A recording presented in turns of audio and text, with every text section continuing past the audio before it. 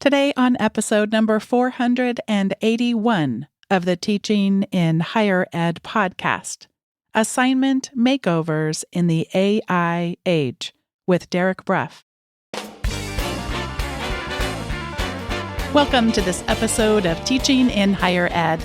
I'm Bonnie Stahoviak, and this is the space where we explore the art and science of being more effective at facilitating learning. We also share ways to improve our productivity approaches so we can have more peace in our lives and be even more present for our students.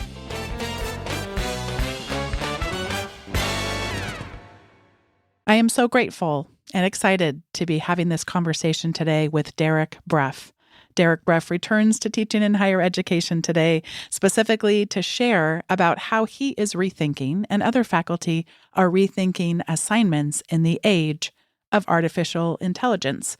Derek Bruff is an educator, author, and higher education consultant. He directed the Vanderbilt University Center for Teaching for more than a decade, where he helped faculty and other instructors develop foundational teaching skills and explore new ideas in teaching.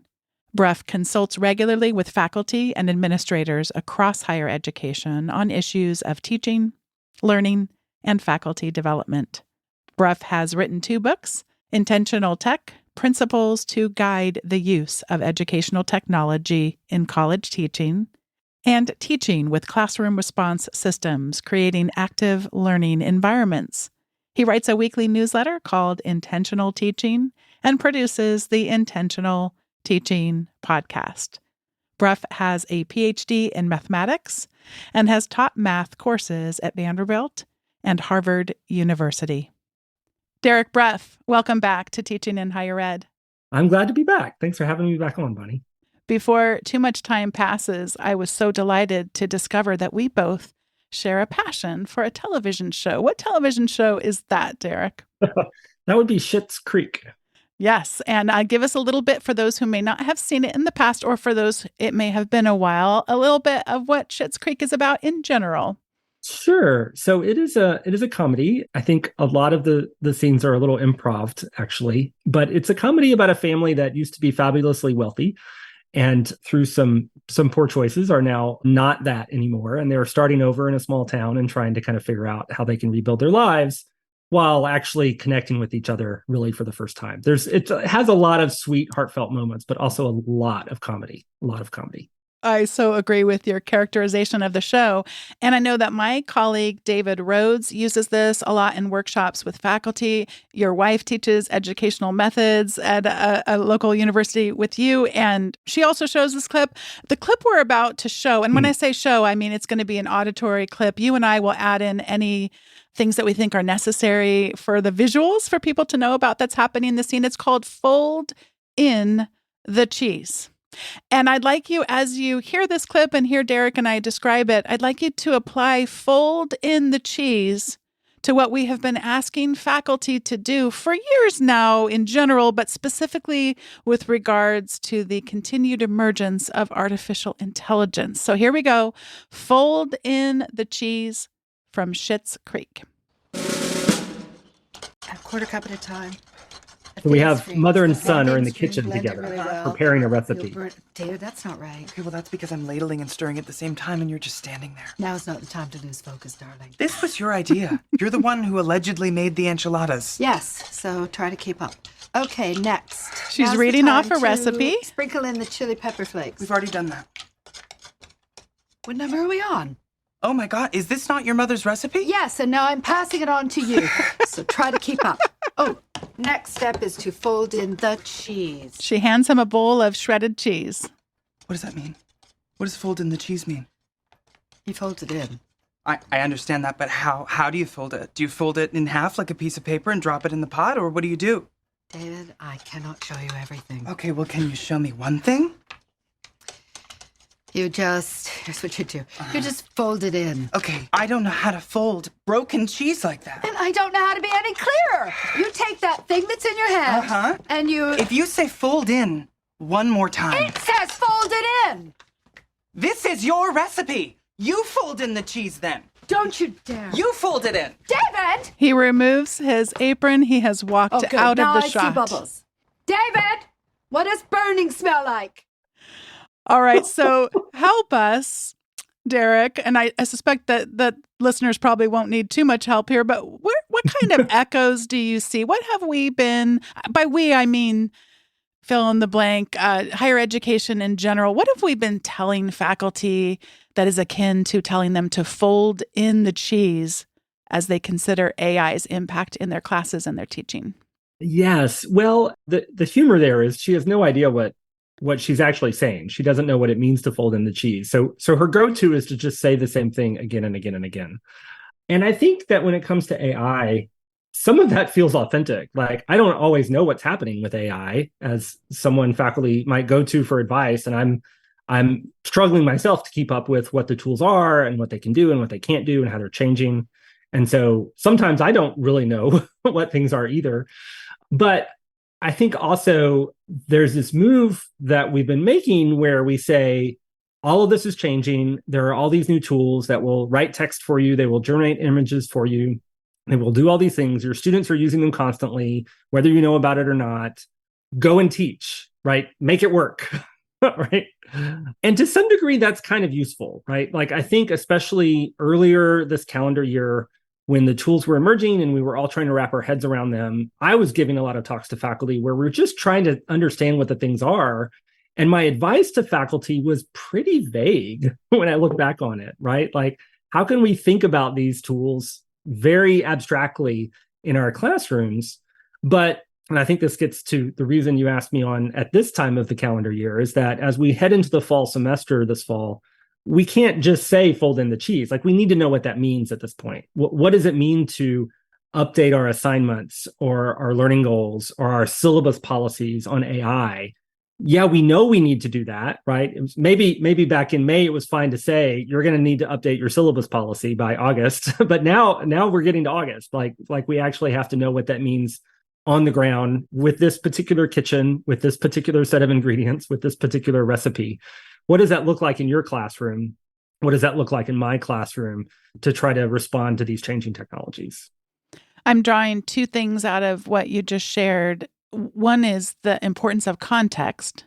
And I think of context in a number of ways, but there's a sense of humility that I think all of us should aspire to in recognizing not just the context within disciplines, although that's a very important aspect of context, not just the context for ourselves, our individual and collective identities and strengths as we bring them into our teaching and learning, but also then every class is different, every person in every class is different. So the humility that is necessary and the nuance that's necessary. I haven't shared this with you yet, Derek, and I also haven't shared it with the podcast just because I end up recording these episodes out of order, and this just officially got announced, but I am the scholar in residence for the University of Michigan Dearborn, and it's in the areas of artificial intelligence and higher education, the things that you and I are going to be talking about today.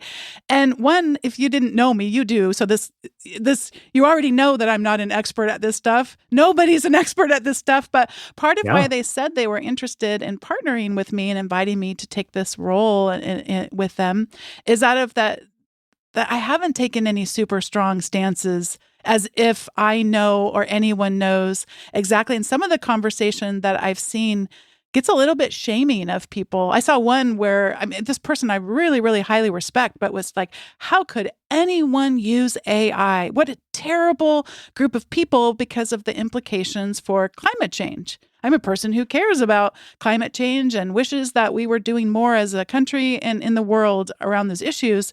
I have used artificial intelligence, Derek, I have. And so it's like, how do we, with something that you said the word changing, it's changing so very fast. Can we both be humble about the not knowing, our state of not knowing, and again, our individual state of not knowing and our collective state, and get curious? But at the same time, what I drew from what you just shared, we can't just be like, well, we don't know anything, so I guess we're just not going to do anything, or take any of the extremes, like, or police it all because no one should ever be using it at any time for any reason. It destroys everything, the fundamental of everything that we stand for. I mean, it's so humility mixed with practicality. And that's what I'm so glad to have you here for, because there was a post that you have written, which I'm going to, of course, link to in the show notes. You posted it on July 13th, and the title is Assignment Makeovers in the AI Age, Reading Response Edition. The day I read this, I emailed you, would you have any time to come back on as people are getting started with their semesters? Because it is written from humility. It's written from how different our contexts can be, but it doesn't leave us there like shrug, emoji shrug. It says, how might we think through some of these things in terms of our assignment? So let's think through a few of these. Did you sit down and just instantly, like, what was the process that you went through for writing this? And I guess maybe talk us through some of the main things you were hoping to get across. Sure. Yeah. Well, and I think one of the challenges in our own individual contexts is that these technologies are changing so fast and they're coming so fast, and faculty are busy. Like I think one reason a ChatGPT was such a kind of disruptive event is because it came out on November 30th of last year. It's a terrible time for higher education to wrap its mind around some new transformative tool, right? Like we were finishing our semester and getting exams done and grading, and spring term was right around the corner. We didn't have time, right? And so I want to give faculty a lot of grace. Like, there's a lot here. And one of the perks I have as a teaching center person is I can spend a little more time kicking the tires on these things and reading up on them and finding other people who are doing the same kind of thing, right? And so I think part of my role is often to do some of that and then try to pull out some helpful strategies and advice for faculty who need some solutions and need kind of to make some important decisions about their fall courses, but don't have time to kind of do the full deep dive that this might properly require.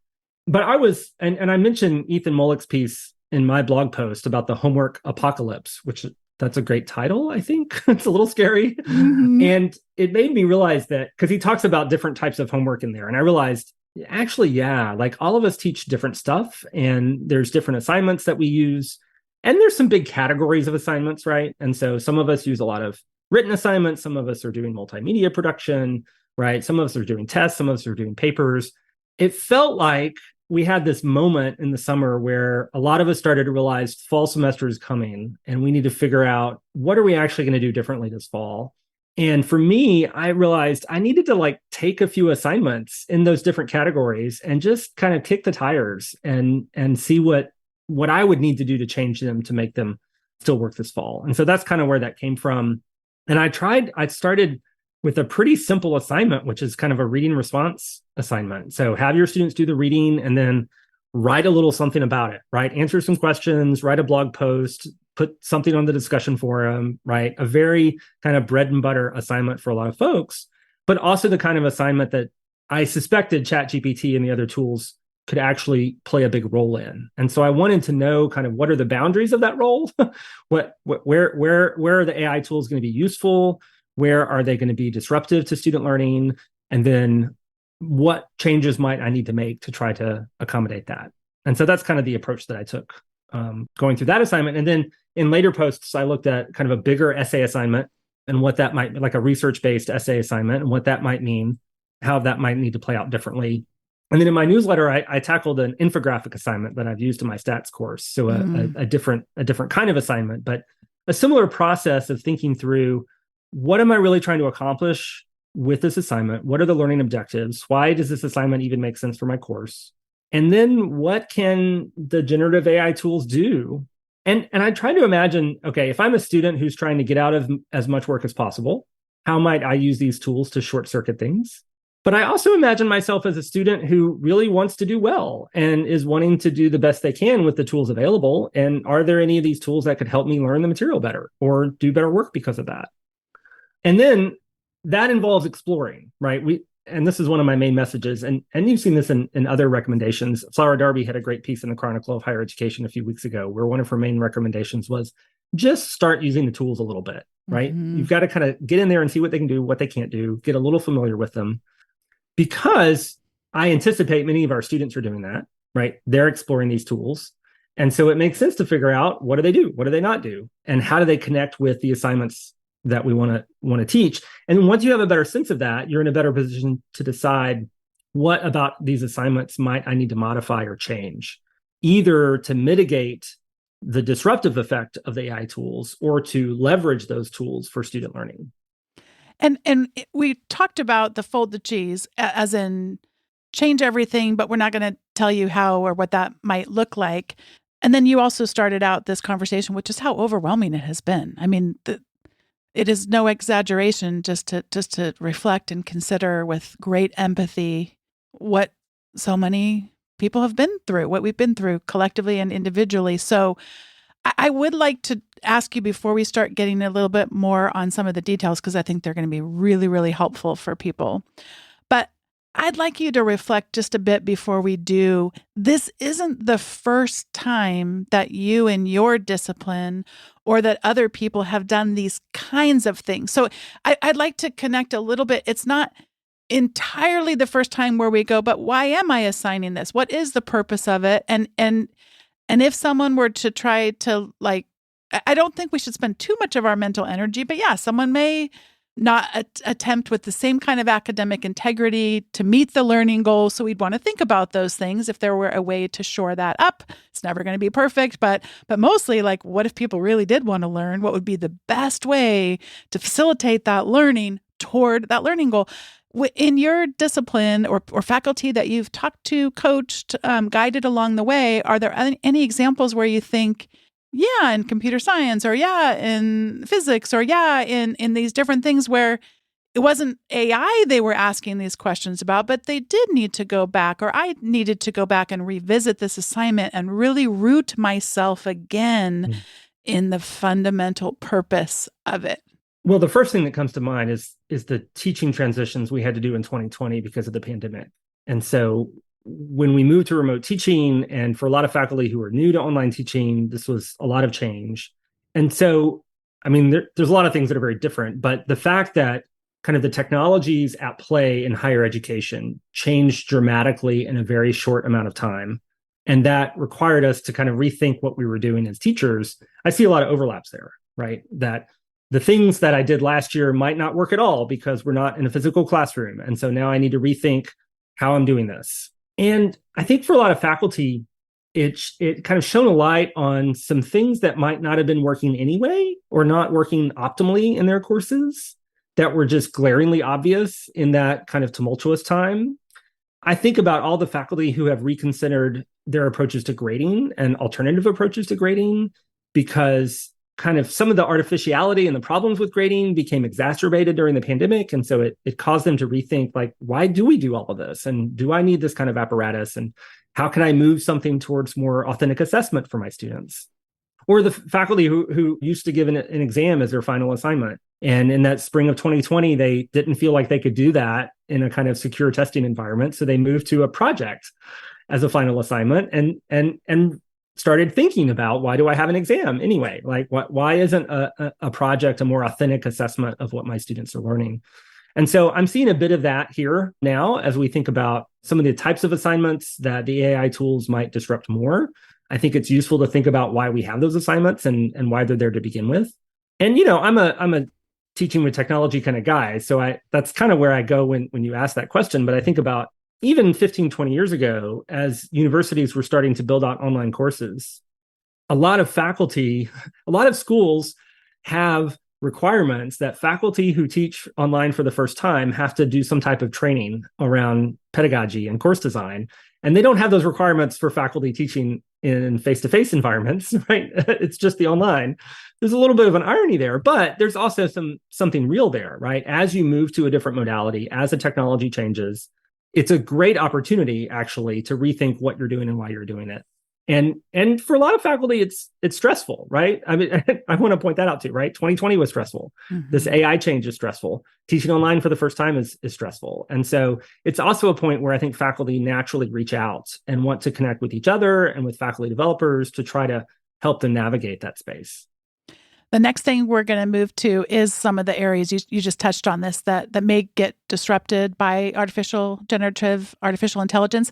Before we get there, I did want to just give a quick example that I was reflecting on this question. You mentioned authentic assessment, and sometimes that's a new word or phrase for people, not necessarily in this community, but sometimes it might be new. And so I just want to give an example where I'm thinking about Mike Caulfield. He has a model called the SIFT model. I know you know it well, Derek, but for anyone who's not familiar with it. And so it's basically digital and information literacy to help us increase the likelihood of being able to quickly assess the validity of what we might be reading and being able to do that aligned toward our goals in navigating all that. So where I might have had students in the past answer factual questions as they went through Mike Caulfield's lessons. It's a beautiful lesson on SIFT. I'll put a link in the show notes in case anyone hasn't seen it. Or they might, in his particular case, he has them keep a learning log, a journal of some kind along the way, which is beautiful. I mean, I've done it myself. I've kept that journal. I used to feel so intimidated by his work and thought I couldn't do it. And you know what? I can, and so can you if you're listening. So I went through all that, but it's like, yeah, a journal. If you people don't love journaling. I don't love doing it either. But I was really hungry to learn his stuff, but maybe students aren't quite as hungry, that kind of thing. So I'll tell you, for me, I still do those things. They still answer some factual questions. I still ask them to keep the journal. They still submit the journal. But in addition to that, I do a lot of adult show and tell. And by that, I mean, turn on your screencast. Go through SIFT on this article and tell me what you find. And I literally can watch them as they are performing the skills. So a lot of times the example of being more authentic is in a given context. In this case, you are on your computer or your phone and you've seen this story and you'd like to use these skills that you are growing. Show me those skills in real time is one way to do it. And I don't want to get too much on this because there's certainly some challenges as far as grading. How would you do that efficiently, effectively? Lots we could talk about there. But I want to steer us back to AI and have you tell us a little bit more about what kinds of things get disrupted then with AI that you're starting to think about that are addressed, again, in this post and in your work. Sure. And maybe one other little bit of segue. Oh, please. I'm remembering a story from a colleague of mine, Humberto Garcia, who was at Vanderbilt when I was there in the English department and then moved to University of California system. And I forget which location he's at. It'll come to me later. But he was working with a different kind of student body, right? Moving from one institution to another. And whereas previously he might have assigned a written essay for students to produce, he realized that for some of his courses, writing was not actually the learning objective. The learning objective was critical reading and interpretation of the texts, right? And so he was using the writing as a way for students to show their learning. So when he got a new group of students, he realized that he didn't have to limit them to just writing. They might show their learning, show their critical interpretations and discussions in lots of different ways, right? Maybe they write a song, maybe they put together a YouTube video, right? There's lots of options there. And so that's another example of a time where a faculty member I know had to really rethink, what's the goal of this assignment? What am I trying to accomplish? And the changing context of institutions and students motivated him to do that deep thinking and kind of open up things in a way that I would say was more authentic for those students. And he talked about being surprised and delighted by the products that his students created because they were able to tap into their own personal interests. Some of them are really great at making videos or songs, or they have audio engineering experience. And so that never would have shown up if he had kind of boxed them into that written assignment. In another course, the goal of the course is to learn to write, right? So that's a different context, different decisions that you might make.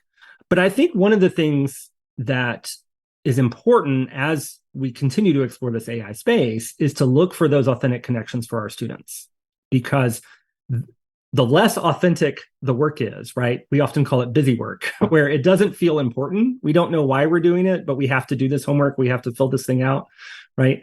We're more likely to try to short circuit that and to get out of it faster, right? And so if some AI tool can do the work for me, great, I'm just going to have them do that and move on with my life. But if the assignment is meaningful to me in some fashion, right? It's connected to something I'm interested in. It's letting me kind of shine in a way that I don't ordinarily get to shine in an academic setting. Those are it's not a silver bullet, right? Some students will still find themselves at 3 a.m. and take shortcuts, but it's more likely that students will invest in the work and do it with a higher degree of fidelity. Talk to us about your assignment one of many, but that you looked at your cryptography class and how you rethought that particular assignment. Yes. So I had an essay assignment in my first year writing seminar on cryptography.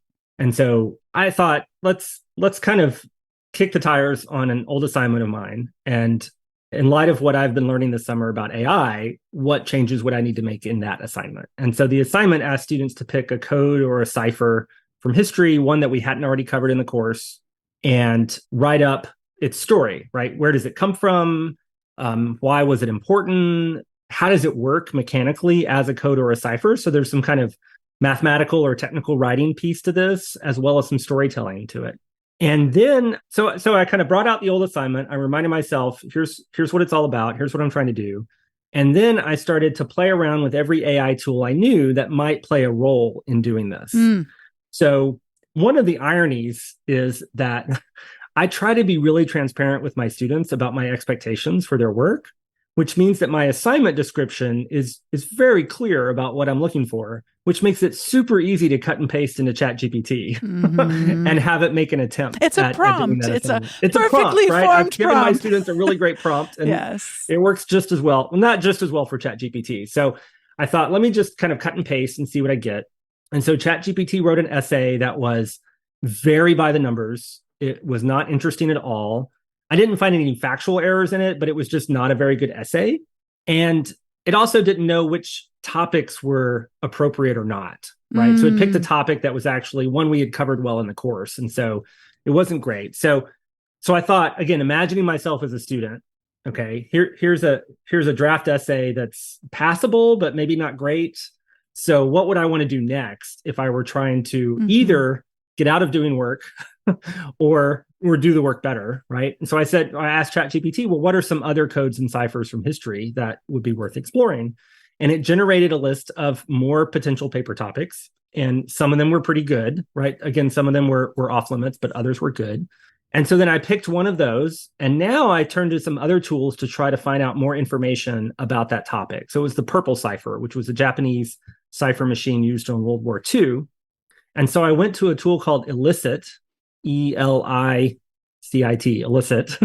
And it's kind of like a Google Scholar with some AI built into it. So you can give it a topic and it will go try to find scholarly sources. It searches something called the semantic scholar web. So these are kind of known to be scholarly sources. It tries to find papers that match your query, and it will do some summary of those papers based on its AI tools. So again, the other thing to keep in mind is I'm an expert pretending to be a student as I go through this little activity, right? And so I can look at the sources and say, oh, 2 of those are worth exploring and the other 2 are not, right? My student would probably have to explore all 4 of those before they had a sense of which ones were valuable or not. So then I went to Bing Chat, which has a chatbot AI-powered tool built in, and I asked it for more information about the purple cipher, and it gave me a nice little summary of the cipher, and it had links to its sources.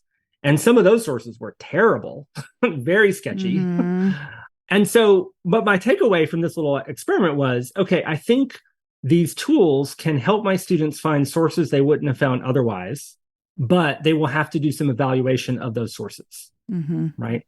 So that's important to know. So then I took that and I went back to ChatGPT, having now thought more about this essay that I need to write. And this time I said to ChatGPT, tell me a story about the purple cipher. And it didn't write a college essay. It wrote a pretty decent story, actually, about the people who cracked it and the kind of, there's a lot of narrative there, actually, in real life. And ChatGPT was able to capture some of that in 700 words or so. And so my takeaway from all this poking and prodding at the tools was that a student could probably put together a decent essay on this assignment if they cobbled some from each of these, right? So ChatGPT's first draft was pretty weak, but if I asked it to tell me a story, it gave me something I could use and maybe pull out some bits from the first draft. I now have a set of sources I can go to try to refine what it's telling me, because the storytelling draft didn't have any sources cited, so I'd have to go back and kind of support that. And so on the end of it, I don't know if any of this would save students time or not, but it would be a reasonable way to go about this assignment to use some of these tools, but would require certain skills from my students. And so when I thought about the assignment itself and what I might need to change, the danger is that the kind of storytelling and technical communication parts of the assignment are things that ChatGPT can be very good at with the right prompt. So if I'm not careful, students are going to short circuit their ability to practice those skills, right? The kind of research-based part of the assignment where they're finding sources and using those sources in a good way, the tools are not great at that, right? And so I realized I would need to build in some opportunities for students to practice the storytelling and the technical communication outside of the assignment itself, right? So maybe have them bring drafts in for peer review where we can kind of look at that together. And they would still have to kind of focus on those writing skills, even if their draft was kind of ghostwritten, right? They'd still have to think about what does it mean to put together a narrative? What does it mean to do technical communication? But then I also realized we could probably do some class activities around finding good sources and evaluating the quality of sources. And I could use the output of a Bing chat, which gave me a variety of terrible sources to show my students, like, this is why this matters, right?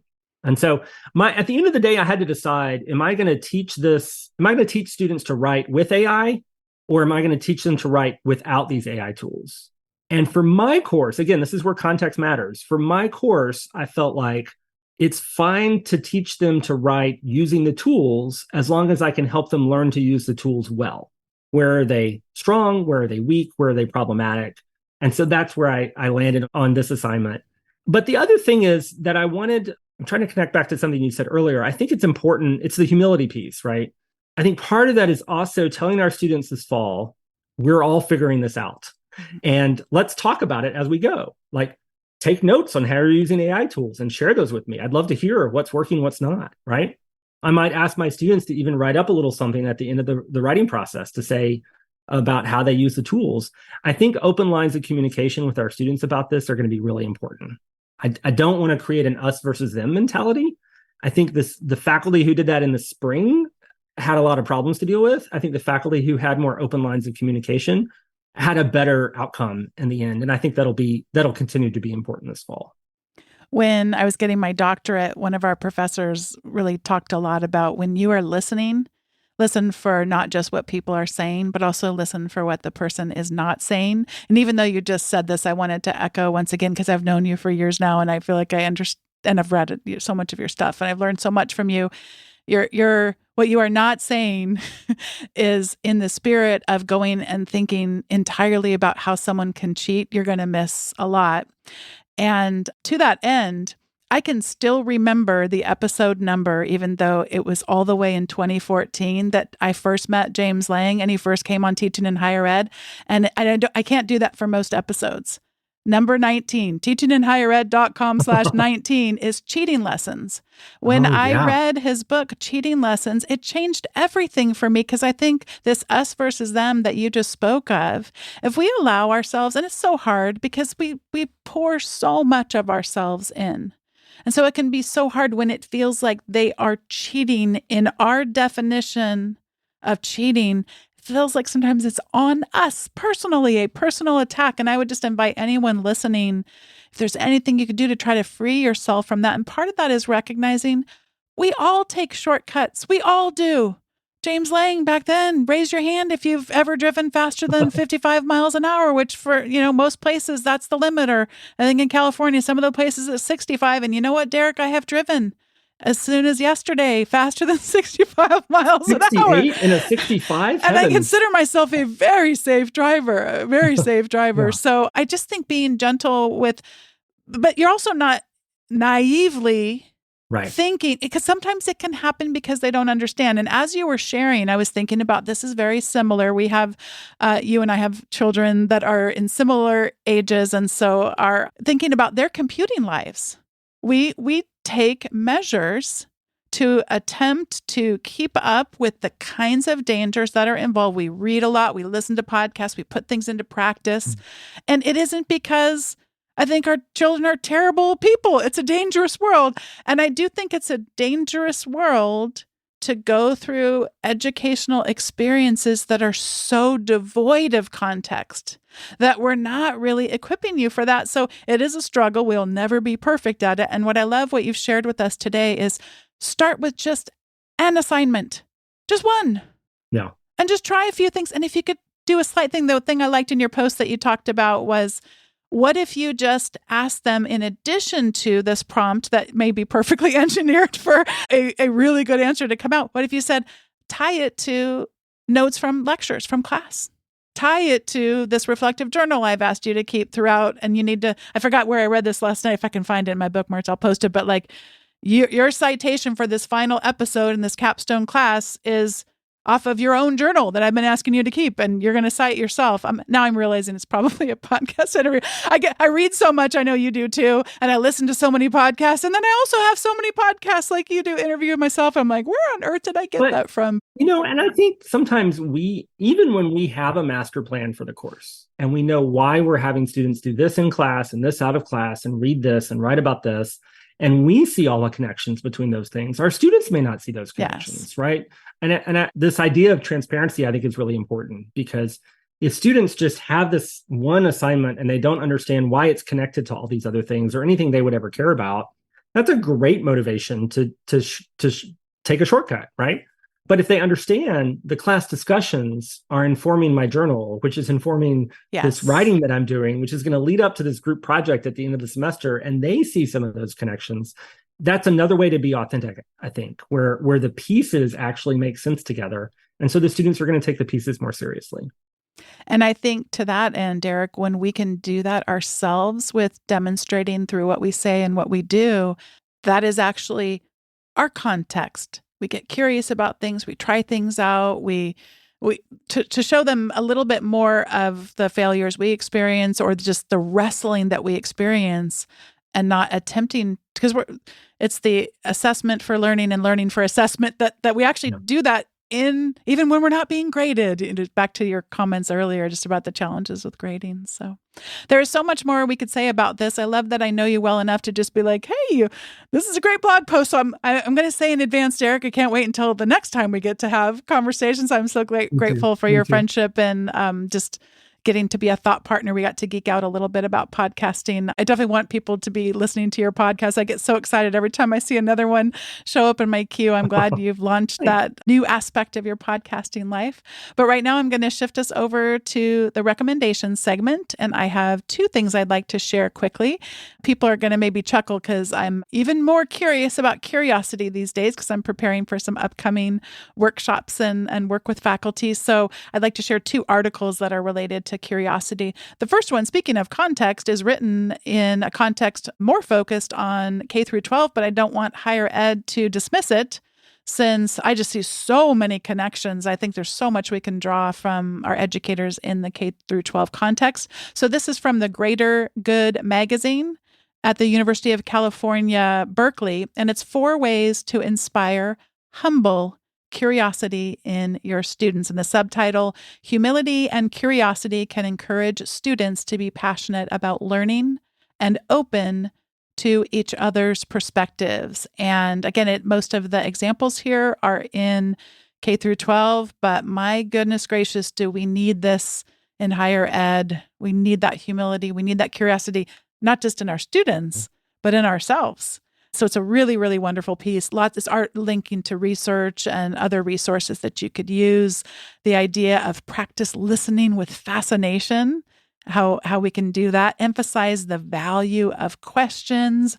Draw on awe to encourage exploration and normalize uncertainty. We've been talking about all these things in today's conversation. Isn't that interesting, Derek? So that living in the not knowing part. And then the second article is from NOBA, and it's the NOBA blog, Stimulating Curiosity Using Hooks.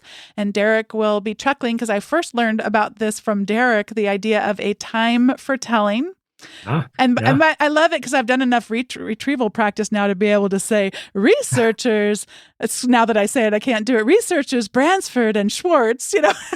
Very good. Yes. Very good. I've said that many times. I have been practicing, but the idea that sometimes we do have more dense things we need to do. Sometimes, Derek, the actual practice of writing where we're going to struggle and fail, like sometimes the small ball, as James Lang would say in Small Teaching, we actually need to catch and run the bases. I can't believe I'm using a sporting analogy. I really, really should not do that thing. But if we have a way of hooking people, getting them curious, getting them to ask questions, from there, they will tolerate and even pursue the more dense and seemingly boring information because it's not boring anymore or not as boring anymore because now I'm kind of wondering about that. Wait a minute, how did that work? And they talk about attention. James Lang work in his book Distracted. Like we can't get 100% of even our own attention. How could we expect that of anyone else? But can I get a moment of your attention to get you starting to ask some questions and get you curious about things? And I like this term of the hook, that thing of the hook, but I think you could also call a time for telling. So those are my 2 recommendations. I suspect I'm not done recommending things around curiosity. So bear with me, listeners. And Derek, I'm going to pass it over to you for whatever you'd like to recommend. Well, sure. Well, one note on that last one, I'll mention Ken Bain's book, What the Best College Teachers Do, and how he talks about one of our roles as teachers is to either get students interested in our questions or help them find the connections between the questions they already have and what we're trying to teach them. Oh, so good. And that's another way to get to that authentic space where students are genuinely interested in what they're learning, and then they're much more likely to engage deeply. My recommendation is an extended version of what I did on my assignment makeover, where I tried to see how can these AI tools actually replicate the assignment.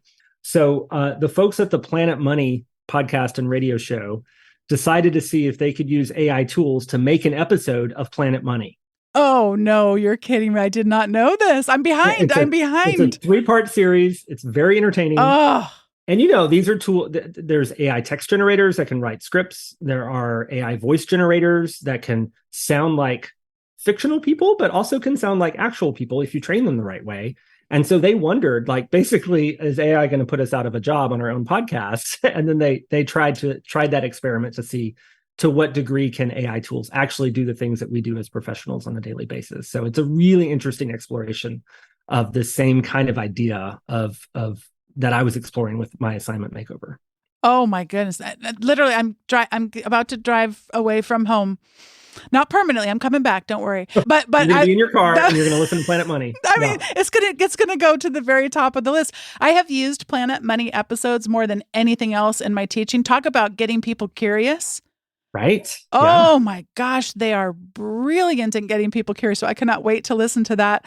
I'll put something in the show notes for sure to learn a little bit more about that. Derek, it's so good to talk to you again. Thank you so much for coming back, and I can't wait till next time. Likewise, Bonnie. Thanks for having me back on. It's good to hear your voice. Well, I hear your voice all the time. It's good to actually talk to you. Yes, same back to you as well. Thank you again. Sure thing.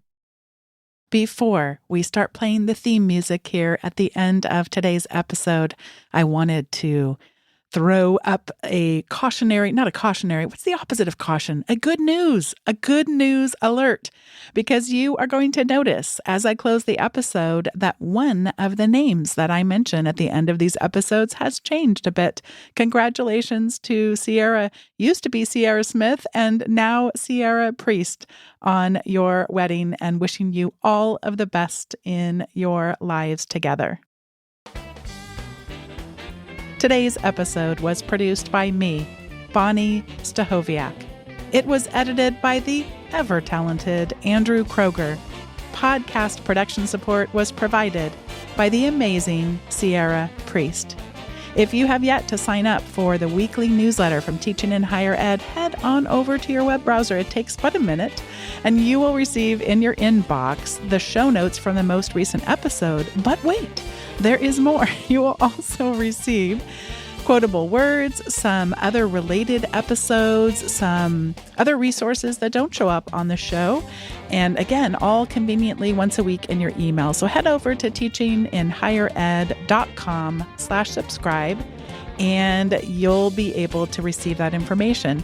Thank you so much for listening, and I'll see you next time on Teaching in Higher Ed.